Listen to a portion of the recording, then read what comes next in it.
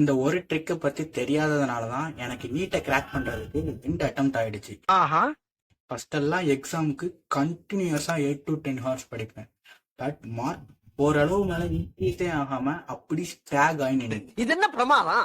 இது விட பெசலைட் ஒண்ணு இருக்கு. இட்ஸ் பிகாஸ் ஃபர்ஸ்ட் 2 ஹவர்ஸ் படிச்சது மட்டும்தான் ஞாபகத்துல இருந்துச்சு. ரிமைனிங் 8 ஹவர்ஸ் பிடிச்சோமா அப்படிங்கிற மாதிரி ஃபீல் ஆயிடுச்சு. இந்த மாதிரி உங்களுக்கும் ஃபீல் ஆயிருந்துச்சுன்னா கமெண்ட் பண்ணு. அப்போதான் நம்ம எவ்வளவு நேரம் பிளான் பண்ணாம படிச்சாலும் மார்க் ஓரளவு மேல இன்க்ரீஸ் ஆகாது அப்படிங்கறது எனக்கு தெரிய வந்துச்சு. எந்த ஒரு விஷயத்தையும் பிளான் பண்ணாம பண்ணா இப்படித்தான். என்ன செகண்ட் அட்டெம்ப்ட்ல நீட்டை கிராக் பண்ண வச்ச ட்ரிக்கை இந்த வீடியோல பார்க்கலாம். ஸோ வீடியோவை ஃபுல்லா பாருங்க.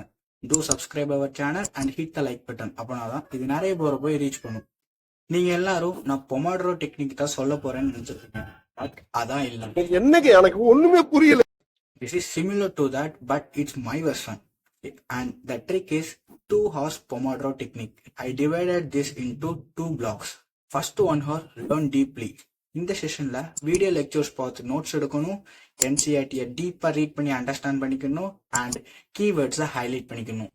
And second 1 hour is active recall. இந்த செஷன்ல close the book and revise by using MCQs.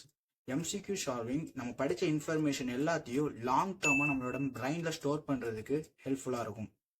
Why this technique works?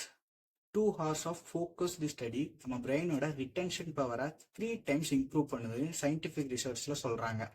Toppers do not study longer, they study smarter. இந்த டெக்னிக்கை பெர் டேக்கு 3 to 4 times ரிப்பீட் பண்ணுங்க and உங்களோட score கண்டிப்பா improve ஆகும். Improve ஆனதும் நம்மளோட கமெண்ட்ல இம்ப்ரூவ் அப்படின்னு சொல்லுங்க. Thanks for watching.